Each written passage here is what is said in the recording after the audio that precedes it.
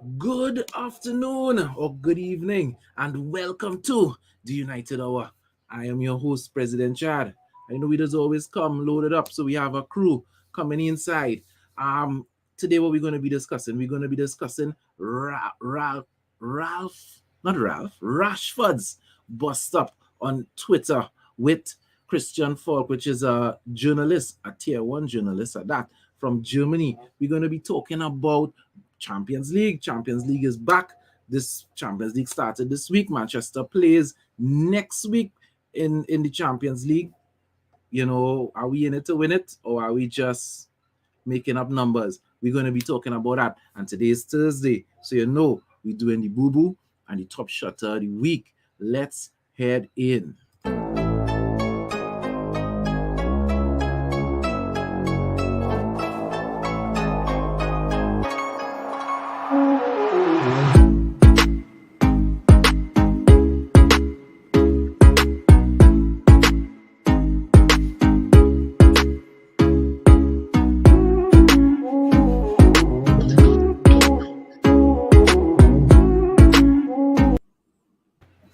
Good day and welcome to the United Hour. Who do I have on the inside here with me? We got the man Devin down there in Miami. We got the referee, the certified referee in the house, and the man Big Phil, the Bayesian up there in Canada. How you gentlemen doing this afternoon? Hi, good evening. Not bad. Thank you for having me on again. Yeah, man. What do you think? What do you think? Ref is a certified referee. Why I don't think I know ref is a certified referee. Ref has his cards and officially yellow and red card. The man have a certificate, I ain't gonna see that for myself. Well, look, keep pulling it out to show you. I don't want to hear nothing from you with that. Let me blow you up, ref. Let me blow you up. Put it again. This was the last issued ID cards, right? So Phil, I don't hear nothing about that again, all right? Ref, you should have pulled out a card and it should have been a red card right there. Man is a certified referee. I don't know why you think I just be adding titles to my name, and I just call it as it is. So, guys, Champions League kicked off yesterday. Let me just go some of the scores quickly. That happened yesterday and on Tuesday. So on Tuesday, Paris Saint-Germain and Real Madrid. Paris Saint-Germain won to a last-minute goal by the man Kylian Mbappe. So PSG won, Real Madrid none. Sporting Lisbon got massacred by Manchester City 5-0. And on Wednesday, FC Salzburg played Bayern Munich to a 1-1 draw. That was a little surprising. Salzburg actually scored first on Bayern Munich, but that was playing at Salzburg, so they still have to go to Munich. And Inter Milan took on Liverpool, played all around Liverpool, dominated the game, failed to capitalize on their chances, and Liverpool left winning 2-0. So that is the situation. Now, interestingly enough, guys, the people that we playing next week, Atletico Madrid, they also played yesterday. They played Levante, who is the team that is on the bottom of the league in Spain. And they lost. And we are going to be taking on Atletico next week, Tuesday. Talk to me, guys. How do you all feel about our Champions League chances? I will know more after next week. After next week, Wednesday, I will know for certain right now, because it's just a matter of, I feel Atletico Madrid is almost in the same situation as us right now, wherein you never know which team is going to show up on that day right now. It's obviously they won La Liga last season, but that has not reflected over to this season. And so it's two inconsistent teams going at it. And so the jury is out. I would not be betting on either team in this match if I were betting on, because it could go either way. I understand you are United supporter. I mean, you ain't betting on either team. That's the first thing when I bet. The first rule when I bet is I do not bet on any team that I follow, because I will always have a bias in and I will not think properly. So being realistic, I cannot pick. Of course, if I were the optimistic me, I would like to see United dominate. So we shall see. Phil, what say you? We got Ronaldo. We got Mr. Champions League. And he will be the difference, right? Unless Luis Suarez bites him, I can't see anything else happening. Right? But Mr. Champions League. Phil say we have Ronaldo, so you are very confident. You not worried about Atletico Madrid. Ref, how confident are you? I am. We're gonna get past Atletico Madrid. We have Mr. Champions League, as Big Phil said, and he has been poisoning Atletico in the Champions League for some years running. But if Atletico sits and just parks the bus, put 4 lines, 4 in front of 4, we are going to have a tough time. Because we already have a tough time breaking down the wooden door outside Carrington. We are going to have a tough time breaking down 4x4. That's next week. I'll feel better next week. Sorry about that, Ref. Carlton says in the comments, we can't dominate anyone. Well, we have dominated the team that we're playing on Sunday quite a few times, so we shall see. Well, yeah, that's true. Leeds has been our personal Boboli. And for people who don't know what a Boboli is, that is somebody that is literally designated to take licks. Leeds has been our personal Boboli since they come up, actually. 50 Shades of Grey. But I understand where Carlton is coming from. That we haven't really been playing good football in recent times. Agreed. And Carlton, trust me, there's nobody here that thinks because CR7 scored in our last game that that everything is okay. A matter of fact, as you continue to tune into the program, we're gonna be discussing how not okay things are at Manchester United. So, guys, for me personally, I am confident that we're going to beat Atletico because, as Devin correctly said, Atletico is out of form. Manchester United is out of form. It's all about who brings it on the day. And when it's all about who brings it on the day, I have seen this team literally push up a gear because it's Champions League football. One person I know that is going to be up to it is Cristiano Ronaldo. And I think he is going to encourage everybody else to be up for it. And I think that will take us over. Now, the other question, which is the real question for this segment, is how far do you think, assuming we get over Atletico Madrid, right? How far do you think we can go in this competition? Anybody think that we can make the final? And it is very possible. Like, how many people saw, and as much as I hate to use them as an example, how many people saw Chelsea going as far as they did last season? True. So it goes to show anything is possible. But are you confident that we can make the final then? If we get by Atletico Madrid and we look convincing, yes. Because you know what? This is all they have to play for now. And you got to give it your all. And while still trying to make sure that you still give a decent showing in the Premier League to make sure you still finish top 4. But I could see the focus now going more towards making a deep run in Champions League than anything else. Big fella, see it bobbing your head with a degree of confidence and gusto. So you think we're going to make the final? We're going all the way, buddy.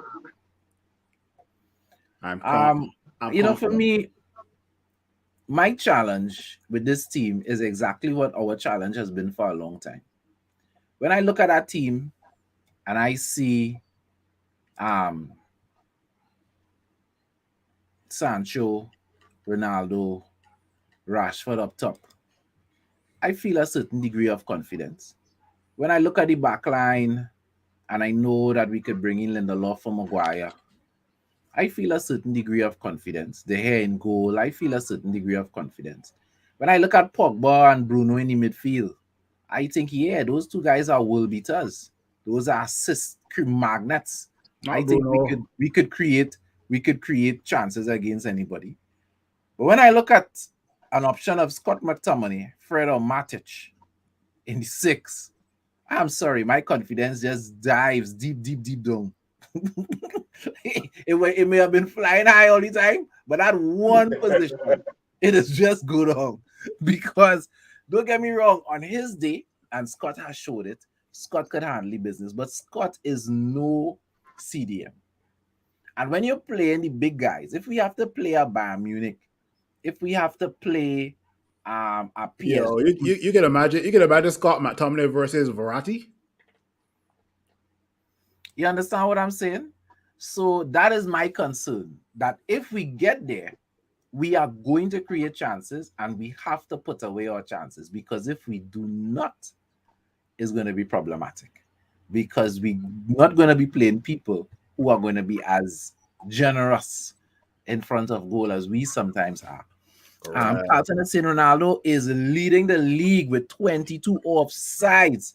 I think it's because of our style of play. Fred, McTominay, Maguire, Pogba are playing too slow. I mean, let me just touch on this and then allow anybody else to go. I don't think it's our style of play. I think Cristiano Ronaldo know he doesn't have the legs, and he lives offside and waits to come back on and runs. Right? He tries to catch defenders offside by starting in an offside position, so that defenders kind of don't pay attention to him because he's offside, and then he tries to run on and then run back into space. That is the reason I believe Ronaldo is offside all the time. The way Ronaldo plays, I don't know if you ever noticed when the ball is going back in the opposite direction, Ronaldo most of the time doesn't run up with the play. He doesn't do it like Cavani. Cavani will make 1 and 2 and 3 runs if that ball keeps bouncing outside. Ronaldo will make 1 run, and if he don't get the ball, if all in cross it, he slowly walks back into play. He doesn't make 2 and 3 runs. I think Ronaldo just don't have the legs, and that is his pacing himself. That's my opinion. And guys, anybody else want to weigh in on what Carlton said about Ronaldo being offside so often? It comes back to him doing again, adapting to a new team. When he did the same thing for Real Madrid, same thing for Juventus, he always has to change his style of play to suit wherever he's at his career. And this is just another chapter of that. And I totally agree with Clive. We could make it if the fridge isn't defrosting. I couldn't put it. Wholeheartedly. I couldn't put it any Wholeheartedly. better. I couldn't put it any better myself. Do I think we could make a final? Yes. As I said, my biggest concern is that number 6, because we have cover for Harry. We could drop Harry and put somebody in. We don't have cover for Scott. I don't think Matic is proper cover. No. And Fred is definitely not. Fred, we saw Fred on the weekend giving away the ball like if it's first time. You know what I mean? So that's our problem, but it's a problem we can't fix at this stage. There is no fixing that at this stage until the summer, so we could only hope for the best as far as that goes. So, guys, there's a very interesting scenario that took place on the weekend. That wasn't expected. Clive was saying Team Jones. All right. I mean, I am one person who would never big up Phil Jones, but I will take him over Harry Maguire at the point. To be fair, in his one performance, he came out of the season. He played splendid. So he played well. So the man handled the business. Yes, yeah. Mm-hmm. So, guys, there's been a lot of talk about leaks, and more leaks at Manchester United. Manchester United come like a roof with some holes. You understand?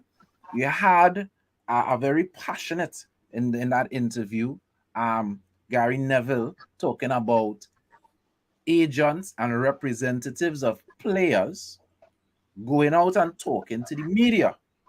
Neville also said that he knows for a fact this is happening because the people they talk to come back and talk to him and other people in media. So he knows that these players, agents, and representatives are out there talking about stuff. All this thing about the coach, the assistant coach being called Ted Lasso and all of these things about rifts in the dressing room and all of these things.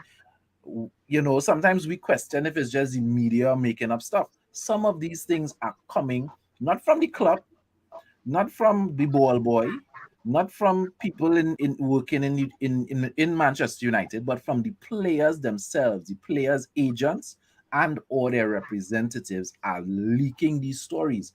And Gary was very upset about it. And he said he knows who they are. And you see that term, he knows who they are. He could have said he knows who it is. Now, saying you know who it is doesn't necessarily mean it's one person, but it could suggest it's one person. When you say you know who they are, that tells me is more than one person, is more than one agent or more than one representative out there talking to the press. And another thing that he said is everybody interested in their narrative, meaning making themselves look good. So whatever it is they're saying, they're always saying it with the aim of trying to make other people look bad. Even when we were getting these rumors and these leaks about players not liking Ralph training and this and that, I have come to the conclusion that all of that came from players. That there were some players that didn't mind it, and they were saying that to not really throw Ralph under the bus, but to create what is happening now. There is an atmosphere of displeasure amongst United supporters towards players. I don't know if you all sense it. No, we used to blame the managers. We used to talk about the Glazers and all of these things before. Now, when people complaining about Manchester United, most supporters complain about the players. You all notice that? It's about time. It really is about time because it is easy to blame the board. It is easy to blame the Glazers. It is easy to blame the coaching staff, Fletcher, Carrick, Ole, whatever, Mourinho, whatever. We have to start looking at the actual players and start letting them share the responsibility as to what is going on with United. These are the people on the ground. Ralph Ragnar not going on the field and play football. Joel Glazer not in the goal making saves. It is the actual players themselves. So they have part to play, if not the majority, as to what is going on with United. When we start holding them accountable. Phil, I think one of the things that also contribute to that is the fact that when you see the system that Ralph has put out and you see the chances created, you get a sense that the players are being put in a position to be successful. You're seeing situations where they should be successful, yet we're not being successful. Do you believe there's an element of that as well? I said months ago, like, Ole Gunnar Solskjaer sacking is inevitable. And when that happens, a lot of things will be exposed. That mounting of a carpet where a lot of BS was shoved under, once Ole Gunnar Solskjaer gets off that mountain, all of the BS is going to come flooding right out. And it is continuing to happen, right? But at the end of the day, like we've mentioned on this podcast many times, some of these players are very spoilt. If it's not my way, it's the highway. So I mean, are we surprised that like you just said, President Chad, we're being set up for success, but the players don't want it? I'm not surprised, man. Some of these are cry babies, right? They want to play for the name on the back instead of the badge, right? But you gotta do it the opposite way around. You play for the badge, and the fans will remember the name on the back. So you'll see. We'll see more. I guess dirt being exposed in the next few years. Trust me. So, Devin, I want to paint this scenario. I say paint a scenario. Let me rephrase that. Let me state the flow of events. So, Christian Falk, which is a German tier one journalist, now he did get it wrong with Ralph Ragnick when there was talk about Ralph to United. Falk came out and said, "No, Ralph not coming." And then, of course, Ralph came, and then he came back out and said, "Well, he made a mistake. Ralph did come."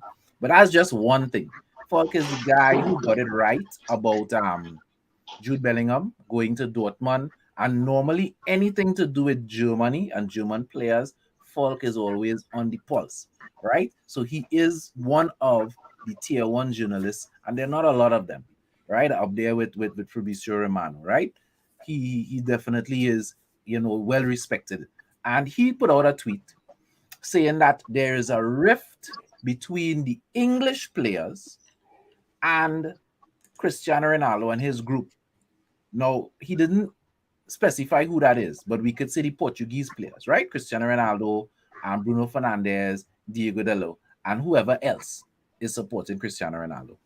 And he's saying that one of the reasons for the rift is it has to do with the captaincy, right? That there's a situation where Cristiano Ronaldo feels that he should captain the club, and there's an issue with that.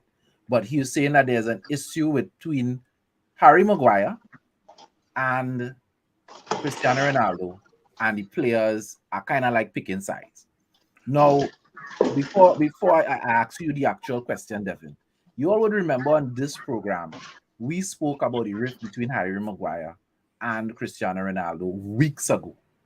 And that was before it became clear that the rift was between those two people, right? Because sometimes, we don't like to toot our own horn, but sometimes we get inside information, right? There's some of us a little connected in Old Trafford and we get information. So I know, and I have been speaking about this rift between Harry Maguire and Cristiano Ronaldo for weeks now. It is now boiling over and has now come out into the public where it is being publicly spoken about, and the press is printing the stories. But if you are a regular watcher to this program, you know that we've been talking about that. So after that now,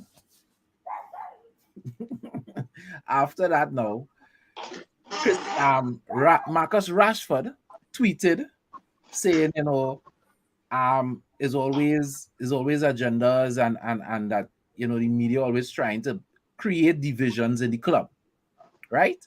So Falk tweeted and said that there's a rift between the English players and Ronaldo, and there's a tussle for power between Ronaldo and Maguire.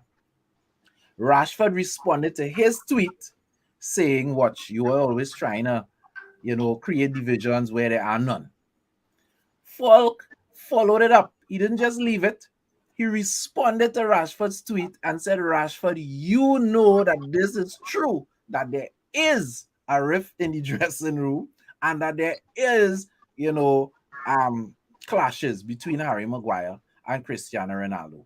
Some people are saying, look, when Cristiano Ronaldo scored his goal, Harry Maguire didn't come and celebrate with him, going as far as saying that I can't really recall that I was just so happy that we scored. I can't really tell you who celebrated with Cristiano Ronaldo, to be honest. But, Devin, what comes to your mind when you hear all of this drama going on in the dressing room and these clashes of heads between Harry Maguire and Cristiano Ronaldo? So it kind of reminds me a lot of, how it was in secondary school where you hear all the different rumors and they keep on going about the place saying one thing. Someone's denying it. It could be true. It could not be true and whatnot as it is.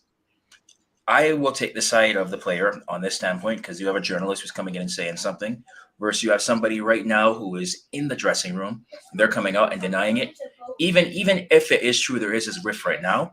I still expect enough of a level of professionalism from them to the fact that, yeah, you can say we have our differences, but we put it aside for the team to get the 3 points. So even if this is true, it should not have come out in the first place. And it goes along with what you were hinting at before, where you have agents passing information, things like that, left and right. I feel that there are some of the agents there, and maybe a couple of players in there as well, who are just trying to keep relevant or maybe make sure they keep in good with the press so that when they want to put in their own stories, they try to press for a move somewhere else or try to press for a contract. They have those quick links in there. But when it comes back to this situation, do I believe there's a rift between Maguire and Ronaldo? Personally, yes. But I also don't think it's enough of a rift right now to cause any distractions on the pitch. And that's what matters the most. Well, to add to that, Devin, the Mirror came out today with an article stating that Harry Maguire feels that his captaincy is under threat by Cristiano Ronaldo and his clique. And this is what the Mirror said today. I heard 2 days ago from one of my sources that Harry Maguire and Cristiano Ronaldo had to have a meeting with Ralph. That Ralph had to pull them into a meeting to talk about, right? So the Mirror is saying that today. I heard that Ralph. No, I didn't mention it on the other programs because I didn't have it confirmed. But when I see stuff coming out in the press that I heard before, long before the press even talk about printing it, I had to think to myself that there was indeed that Ralph eventually had to intervene. Ralph had to call these guys and say, hey, what is going on here, right? So I want to say this. There is a belief by some, the article is saying, that Cristiano Ronaldo should be the captain of Manchester United. Ref, do you agree with that? Yes. Reason being, sometimes you need the person who is the most accomplished and who's been there to tell you how to get there. And that guy is clearly the GOAT. Big Phil, Cristiano Ronaldo captain for you? Once it's not Harry Maguire. Yeah, what to echo what Ref said, right? Ronaldo has, he's been there, he's done it, he's read the book, he's wrote the book, he's finished reading the book. Like, he's done it. He's done it all on the club scene. So I would definitely prefer Ronaldo to be our club captain going forward than Harry Maguire. Harry Maguire, I have up to this day do not know why he was given the club captaincy. I don't know. I have an idea why, and I won't say it here online, but I'll just say I don't know. I have a problem with you see, Harry Maguire. You skip me. No, I ain't skip you. I'll commentate this. Harry Maguire's captain was a bad idea. And I don't want two bad ideas. As we say, as we learned in school, two negatives don't equate a positive, right? And or two wrongs, I should say, don't make a right. Yeah, because I was just about to correct you. Oh yeah, I was just about to correct you. Yeah, two wrongs don't make a right. Making Cristiano Ronaldo the captain of Manchester United, to me, is another bad idea. Just like making Maguire the captain was a bad idea, making Cristiano is a bad idea. The person who should be the captain of this club is passionate of this club, and it should be between Bruno Fernandes and David. Hell no! Do not be Bruno Fernandes no captain of this. That should be the captain right there. That right there should be the captain. Hell, that's what I've been saying. Anyone between Bruno Fernandes or David De Gea, I could support. I could get behind. So right, both David De Gea has the tenure. He's been around long enough to be the captain. Bruno Fernandes has the passion and the fight, and he's usually a unifier, right? Bruno Fernandes is not a divisive person in the dressing room. And he's a leader on and off the pitch. Cristiano Ronaldo is too much about Cristiano Ronaldo, and he is short term. Why would I want to make Cristiano Ronaldo captain? I'm not sure he's going to be here next season. And even if he's here next season, we know he's not going to be here the season after that. So that don't make sense to me. Go ahead, Devin. Yeah, for me, I've been saying that I think David De Gea should be the captain. He's already won at United. He's won multiple titles at United. How many times has he been the sole reason that we finished in positions that we did? He knows the United way. You hinted on it before where Ronaldo, I just don't think he's going to be here long enough to warrant the captain. Yes, he's won everything possible that he could win at Manchester United. But again, I feel he just wants it for his brand. And he will be real quick to leave when he starts seeing better opportunities elsewhere. David De Gea, the only negative that I see to giving the armband to David De Gea, sometimes you want a field player with that armband. So if something happens, that player is right there ready to speak to the ref, run over, calm down players. It's kind of hard to do that if you're in the back in your goal. But besides that, I really feel David De Gea should be the one with the armband. I've said in the last 10 years at Man United, the two captains that should have been given that captain's armband, in my opinion, were David De Gea and Ander Herrera. Those are the two guys that have made perfect captains for Manchester United. Not no damn Ashley Young and Harry Maguire. No, right? But yeah, I just don't think Harry Maguire was here long enough to learn the United way and everything to be given the captain's armband that soon. We're still, And we're, so we're still, it's we're still, we're still under this whole United must be the perfect British team, right? So that's Yeah, probably what Harry Maguire was given, right? David De Gea is not British, so that's probably why he wasn't given the captain's armband. well, if you consider Ireland to be British, well, with Roy Keane, But how long ago was that, Devin? 2005, but 2004? but but You think teams like Liverpool and he Man can City care rule about enough that? though. But you still well, need somebody who can lead and who can pick you up and actually get up off your ass. We need 150% from you yeah. So right you just now. want the person who is going to carry the team over the finish line, even when the rest of the team doesn't want to do it. I He's don't the know one if that can you guys. inspire or motivate or threaten the team to make sure that they're the ones who get the 3 points. However, you get it done, you get it done. And I I do not see believe Harry Maguire being that person. no, I of can see course David, not. and I can see David De Gea doing that, showing through his performances, as well as when you step up and you say, okay, you want to be the captain. Why? What have you done to show your leadership in this team? He can. David De Gea can literally say, "I have single-handedly saved this team time and time again. What have you Yeah, done? yeah. You're right with that. You're right with that. I have been here through all of this. We I should have not. won. We I should have not be learned under the United interviewing. way. So We should not be interviewing David De Gea for the captaincy. David De Gea should be part of the panel interviewing somebody for no, captaincy but when he what I leaves. You're right. You're but right. what I am saying though is that if the players are trying to come in and speak why they think they better captains than him, I'll be like, no, right in my mind, it's David De Gea. Because I mean, shoot, look at Real Madrid. How long was Iker Casillas their captain for as well? And he was a goalkeeper. So I still One think of the greatest captains in my book. Note I said one of. I didn't say the greatest captain because for me that is Roy Keane. But one of the greatest captain was the Oliver Kahn for that was Bayern enough. Munich and Germany. I think he was Mm-hmm. a great captain. The thing with Mm-hmm. David De Gea, I used to say in the past that David De Gea was too quiet and too reserved. But I remember David De Gea coming out in interviews and firing shots.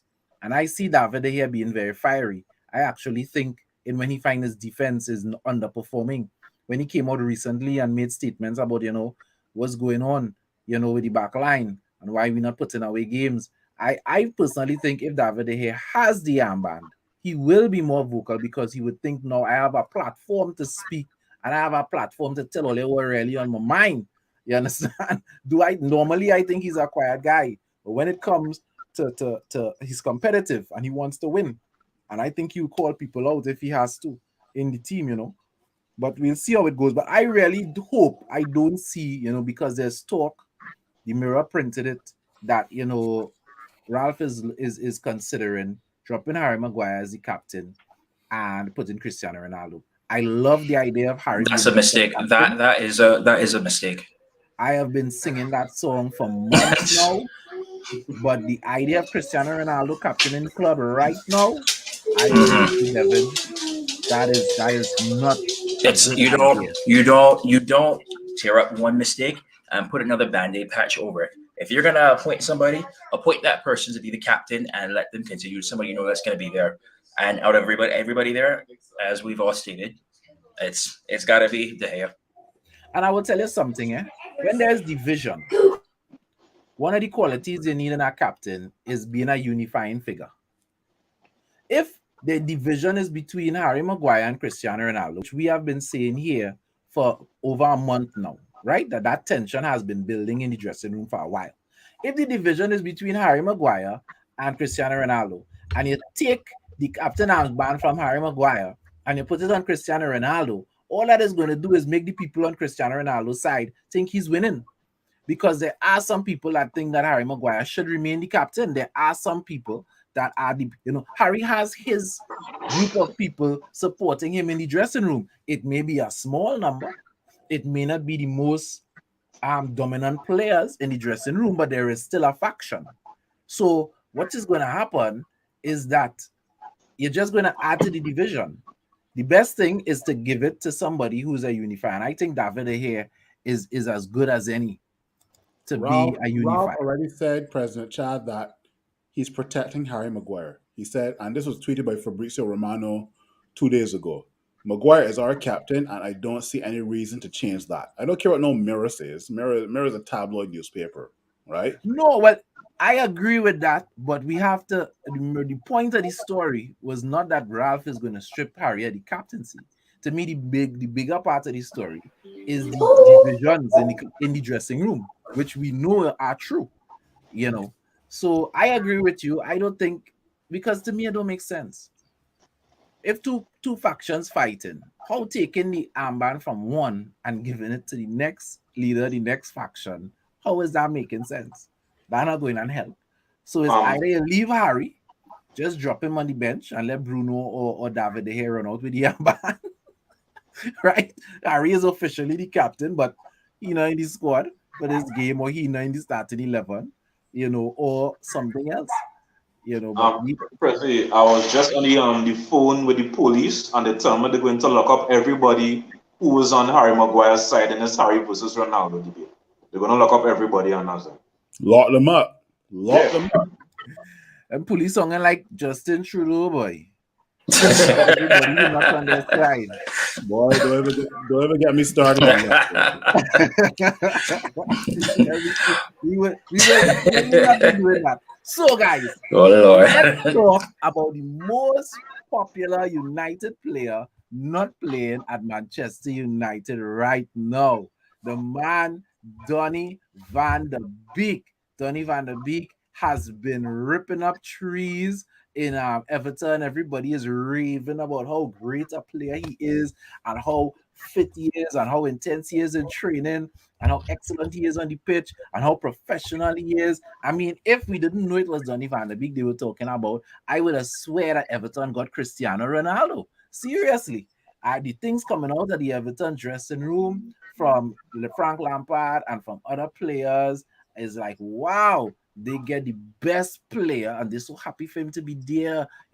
He's such an elite player and all of this drama. So we're going to be talking about Donny van der Beek as soon as we do this. Support the United Hour. Click that like button and subscribe. So talk to me, who wants to start off the conversation about Donny van der Beek? Raf, you go. You go, Raf. No. You know what? I go first then. Go ahead. It's the Donny that everybody was expecting to see at Manchester United, to come in and light it up, to control that midfield. And for whatever reason, which still baffles all of us, because the Lord knows how many debates that we've had, and either inside of here or outside of here at our pubs, wherever else, about why Donny is not getting a fair shot. He's getting his shot now at Everton, and he is not disappointing at all. He is showing right now, he is showing that he's capable of playing in the Premier League. He's also capable of getting his spot back in the Dutch side, especially in a World Cup year. That man is playing on a mission right now, and he is highly motivated. And so I feel now that this was like a perfect move for him. Now, the real question coming back now is, after this loan spell is done, is he going to get his fair shot at United? And if he's not, unfortunately, you just have to let him go and wish him well. And I really don't feel any United fan would have any hard feelings towards him, because we all still feel he was hard done by both Ole and now Ralph as well too.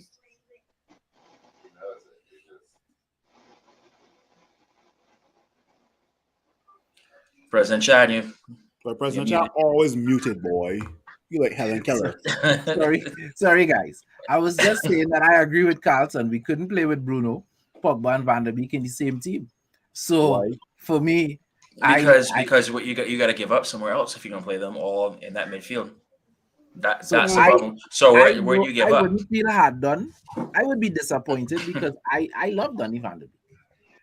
I am a supporter of Donny van der Beek.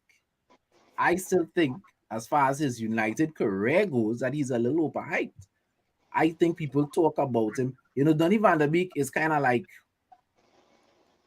that girl that you never went out with, but you always felt that if you did go out with, things would work out. Because everybody complains about Fred and Scott. Donny always seems like, if he would be the solution to the problem. Last I checked, Donny van der Beek is now 6. Donny van der Beek says his favorite position is at 8. He's box to box. You know what I mean? He could play just like the players that Scott and Fred plays best. Box to box is where he could play. Donny van der Beek wasn't going to be saving our season, and he wasn't going to be solving our problems. We need a 6. So as much as I love Donny van de Beek, and I think his football intelligence is better than Fred and Scott, it neither nor here nor there for me. I really don't care. You understand? Let him go to Everton and rip up trees. I glad. So as either he comes back and a new coach likes him and he gets in the team, or he'll improve his value and we sell him and we get some money. But that's my opinion. Talk to me, ref. Do you care whether he's ripping up trees in Everton? Hear this. What has Van der Beek done at Everton that is so outstanding that requires all this fanfare and parading and wave our Donny flag high in the sky? I could tell you exactly what he did. I'm not diminishing Donny in any way. I'm just saying it as I saw it. For somebody who watched the game and for somebody who watched the entire Donny van der Beek highlight reel on YouTube, Donny got the ball and passed the ball without losing it and joined the play in the midfield. That's what he did. That's all he did, right? That's what good. Good. That's all he did, right? No, let me get a couple things out of the way, right? I can let you speak, ref. Let me get a couple things out of the way. Let's get some things that Donny van der Beek was not doing at United versus what he is doing at Everton, right? Let's get the first thing out of the way. Donny van der Beek has been given a chance to play football. Right. Go ahead. At Everton, right? So I guess fans are excited about that. Let me build on number one, because number two, Donny van der Beek has given the chance to play football for more than 5 minutes. Let's build on number two.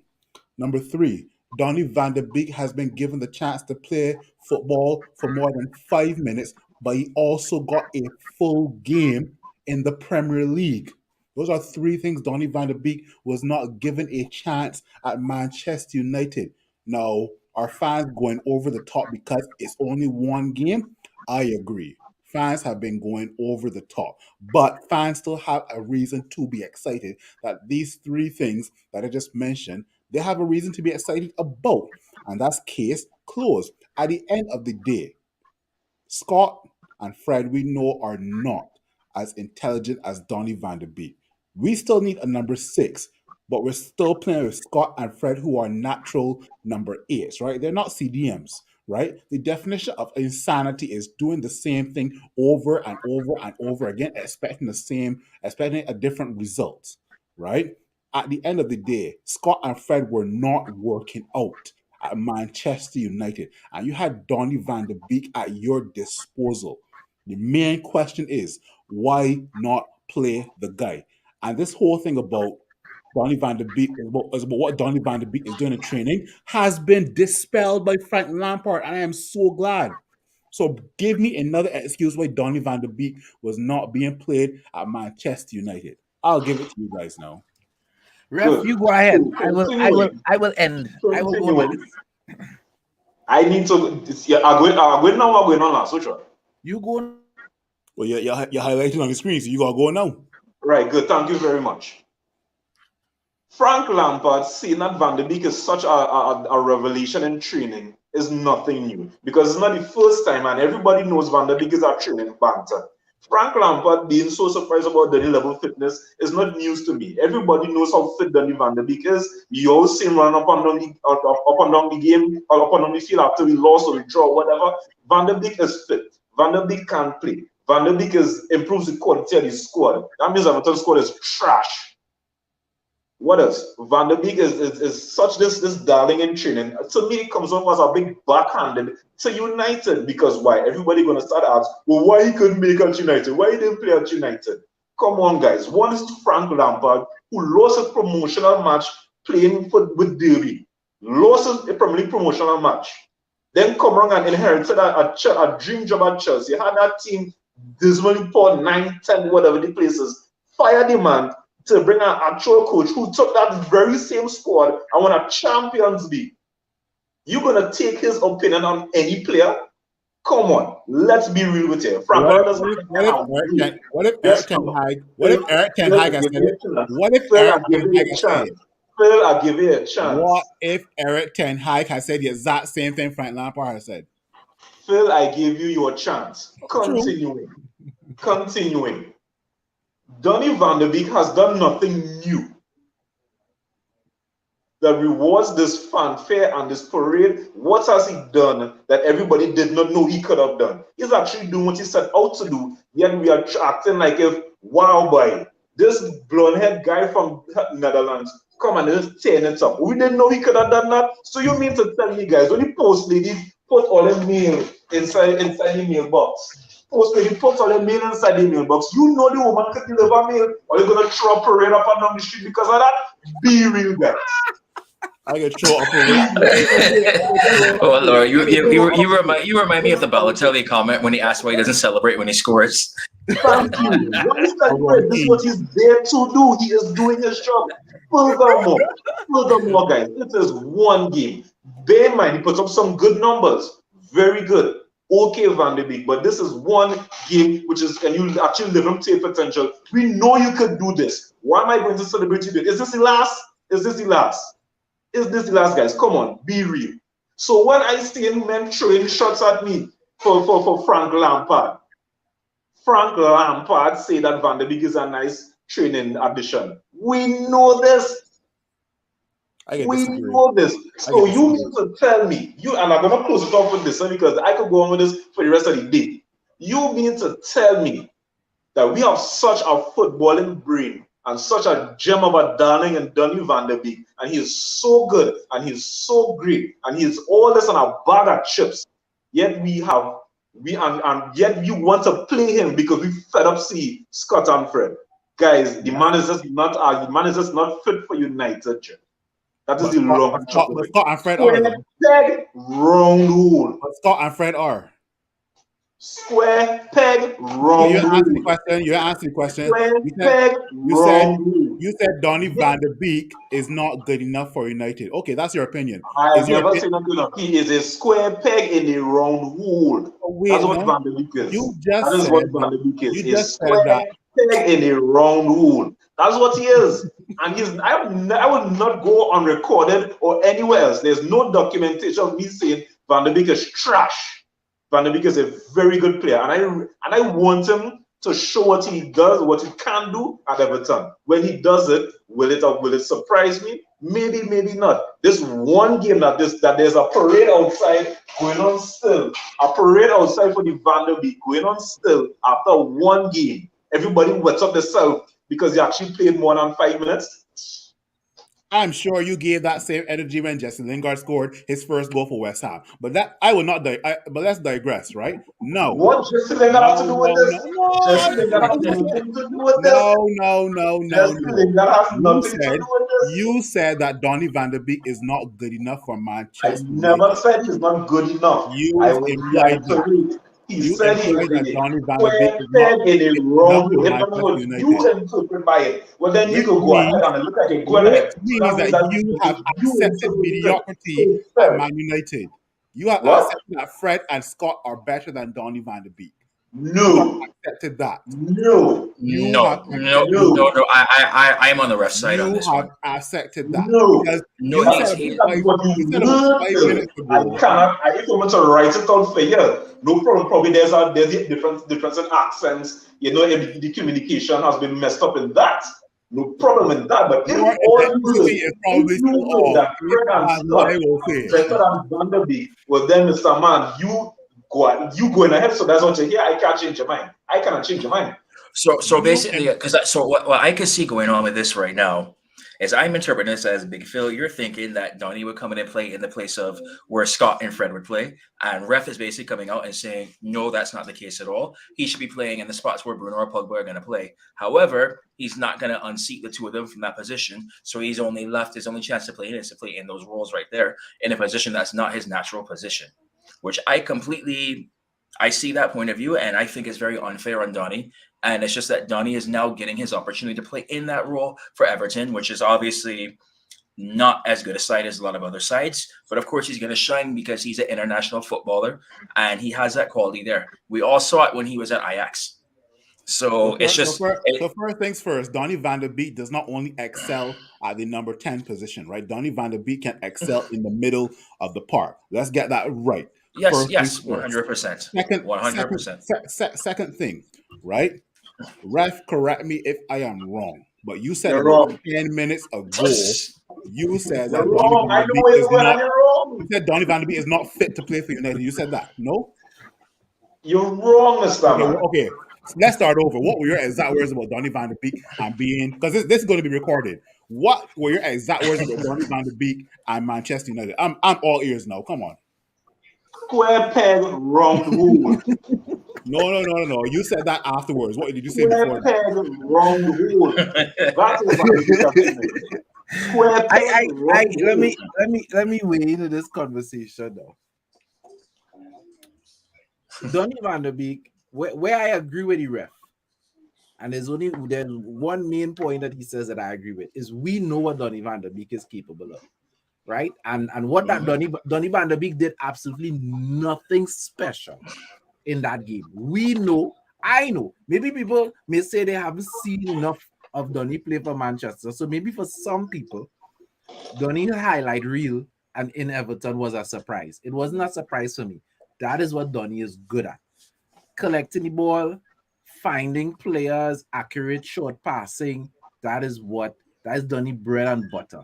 Pass and move. That is Donny bread and butter. Good. So that being said, the next thing I need to say is this.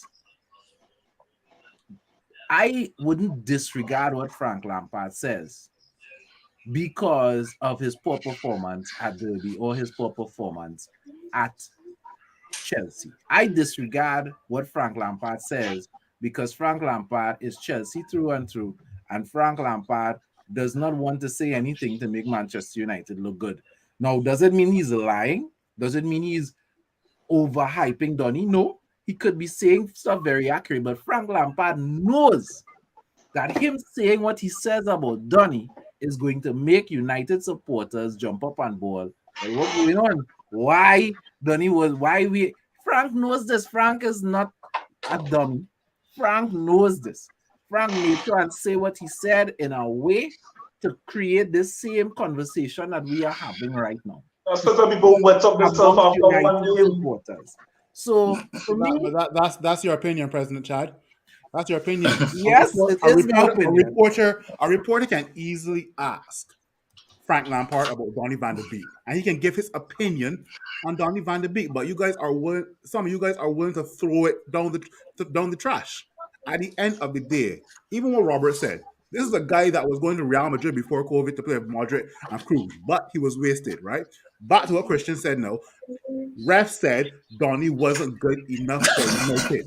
Thank you very much. I know what you're hearing. All right. This is what Yeah. I interpreted. Right? Because Ref said that Donny van der Beek is not good enough for Manchester United, which means Ref is satisfied with the likes of Fred and Scott in our midfield. And that is the problem with our fan base there, right now. End of story. End of story. Sign, seal, deliver. Ref, bye-bye.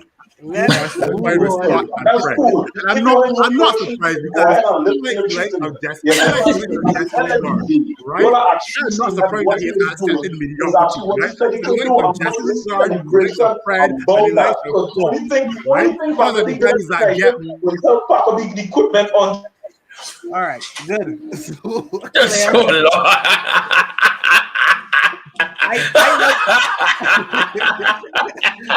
What's your? I like the engagement, you know. I like the only one person can argue. When both only argue, I can make out what they're saying. So we know that one, Lord. We know the guests can't make out what they're saying either. Imagine that was how the argument was between Maguire and Ronaldo in Ralph's dressing room. Ralph just walk in and be like,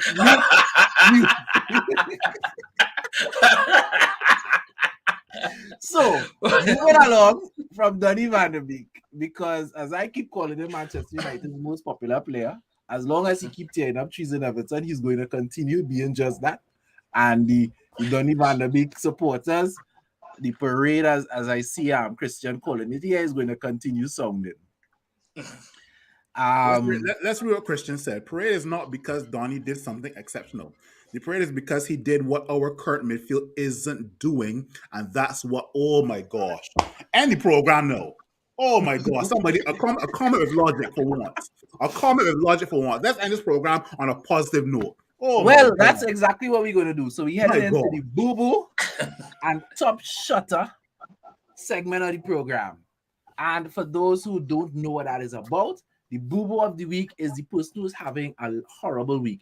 It can be football related as well as it could be outside, but we like to keep it within the bounds of football. So it could be a player, it could be a team, it could be an official, but somebody or something associated with football that is having a horrible week is your boo-boo of the week. Your top shutter of the week is the person that is having a great week. The person that is really doing good, they're getting all the kudos on their back.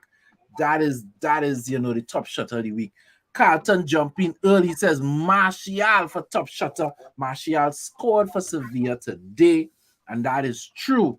I will go first, gents, and give you all time to think about your top shutters and your boo-boos of the week. I know I wrote it down, but I don't understand. I can't see it now. I got mine. Yes, here it is. My boo-boo of the week, for those people living in Trinidad and Tobago, is tea and tech. Oh, Lord. For people who don't know what tea and tech means, it is Trinidad and Tobago Electricity Company. And, well, it is now called PowerGen because it's a merger between Tea and Tech and some foreign firm. Yesterday, there was a nationwide blackout in Trinidad and Tobago from 1 p.m. to 11 p.m. in the night. That is 9 hours. No electricity. And because of that, everything else was affected, including phone services throughout the country. So my boo-boo of the week is Tea and Tech. You understand what I'm saying? I don't know what is going on there. I don't know if some of them are Barcelona supporters and they was vexed when they put on the TV and forgot, didn't realize that Barca was not playing yesterday, but they were playing today because today is Europa. I don't know. They need to stop it. So Tea and Tech is my boo-boo of the week. And my top shutter of the week is the man Kylian Mbappe. Yes. Because you took mine. When you have a man that takes all the headlines by just the fact that he have a beard and he looks like a goat on your team, right? You get a penalty, he woke up and he missed the penalty. And then you could put the team on your back and go and score against the team that you go into next season. You understand? So you are the hero, and you are the hero for your present team, PSG, and you carry up your stock. You carry up your value to the people who want your Real Madrid. Now I hear that PSG has offered Kylian Mbappe to be the highest paid player in football. They are looking to give him $1 million. Now that is $1 million for him, So they probably will be paying him $2 million a week because taxes in France for footballers is very high. It's about 50%, right? So they're looking to give him $1 million a week to make him the highest paid player on the planet at the moment in time. And that is when you're walking around really stunting. Kylian Mbappe is my top shutter of the week. Who wants to go next? I will take the next one then. So my boo-boo man for this week has to be Lionel Messi. The man was brought into PSG with the intention of, all right, yeah, you know that we have a league already set up. That's already set up. That's easy and done. You are brought in with the sole purpose of coming in for Champions League and getting us over that line because they haven't gotten over it yet. Yes, of course, boo-boo man Messi. Yes. So then you come in and it's your time to shine on the Champions League stage. and you get a 3 out of 10 rating, and you're supposed to be, and you are the current best player in the world. Obviously, I say that in quotes because apparently Okay. that's your Ballon d'Or winner right there. And you Yeah, step up and you give a 3 out of 10 performance on the biggest present club stage in the world, present Ballon d'Or and winner. Yeah. on top of that, you miss a penalty as well, and now you have the record of the most penalties missed in Champions League. Nah, boy, you gotta be boo boo bound for this week. And so my top shotter was going to be Kylian Mbappe because to me that the big players show up in the big moments, and that's exactly what he did. But now I got to pick somebody else, and so you know what, I will have to go with. I'm thinking Rangers right now. For beating Dortmund. Yes, for beating Dortmund 4-2. That is definitely, to me, that is the shock of any European matches this week. So I have And, to, for that I have to give them top shotter for this one.